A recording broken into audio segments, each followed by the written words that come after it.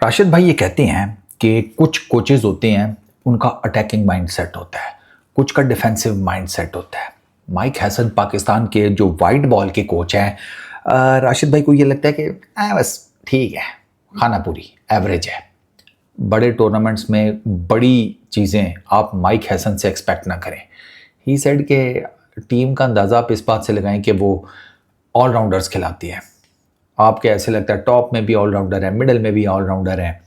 आप वो जिसे कहते हैं ना, क्वालिटी बैटर, क्वालिटी बॉलर, उस तरफ आप नहीं जाते। Proper batsman, proper bowler, middle order में आपके प्रॉपर कोई बैट्समैन नहीं होता एंड ऑल दैट।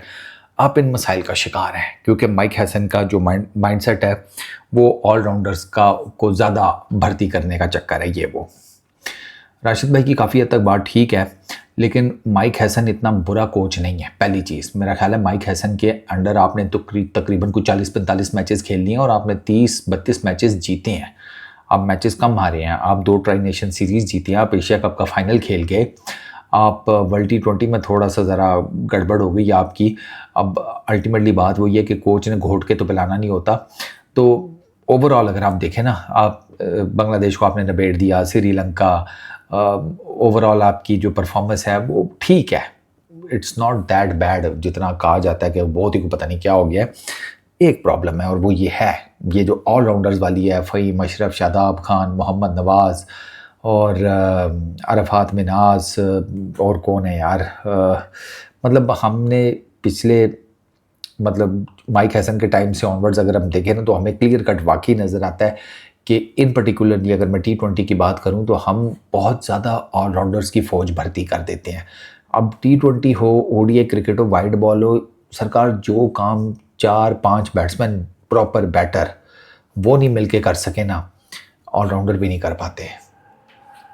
और एक आधा कोई दिन होता है जिसमें वो आपको ऑलराउंडर जो है वो नीचे से जितवा दे आकर, जैसे राणा जी आपको जितवा गए नीदरलैंड्स वाला मैच वर्ल्ड T20 में। मगर राणा जी ने आपको इसके अलावा और कितने मैचेस जितवाए हैं विद द बैट? नहीं आता था ना, क्योंकि है नहीं।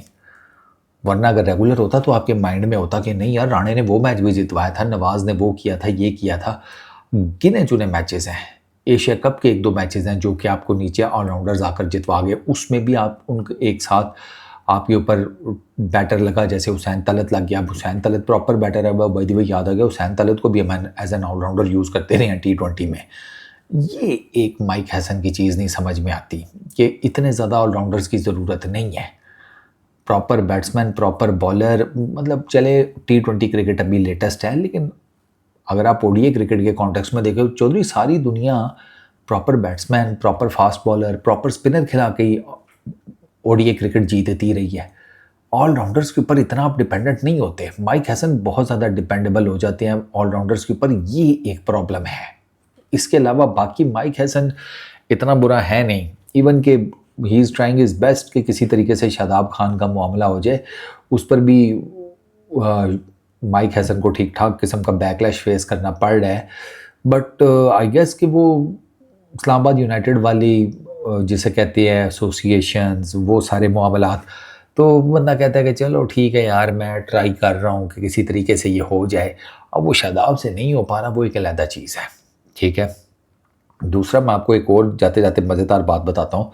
अभी रिसेंटली कल जो RCB जीता है IPL सेकंड टाइम, तो मैं कुछ RCB फैंस का देख रहा था, रेडिट के ऊपर उनकी पोस्टें पढ़ रहा था, तो वो एक बड़ा नंबर जो है ना RCB के फैंस का, एक डिसेंट नंबर, उनको ये लगता है कि ये जो चेंजेस आपको नज़र आती हैं RCB के अंदर माइंडसेट की, ठीक है, टीम के कल्चर की, एंडी फ्लावर, वो मो बैबट, ठीक है, वो दे फील के इनके आने की वजह से वो कहते हैं नहीं, ये जो चीज़ है ना, जो RCB में हमें चेंजेस नज़र आ रहे हैं, दे फील के माइक हैसन के टाइम के ऊपर जब ये RCB के डायरेक्टर थे शायद, ये साइड के, तब ना टीम का कल्चर, टीम का माइंडसेट चेंज होना शुरू हो गया था।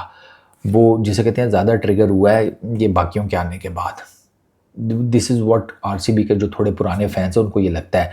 तो आई फील के माइक हैसन की जहाँ कमियां बेशियां हैं वहाँ पे खूबियाँ भी हैं। एवरेज कोच मैं उसे नहीं कहूँगा, वो एवरेज कोच से थोड़ा सा ज़्यादा है।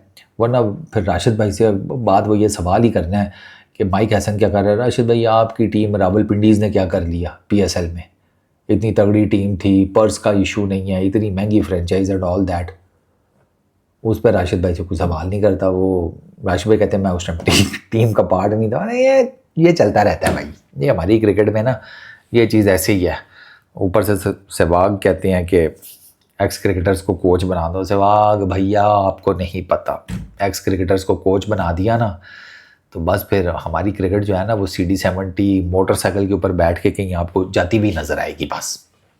Peace out.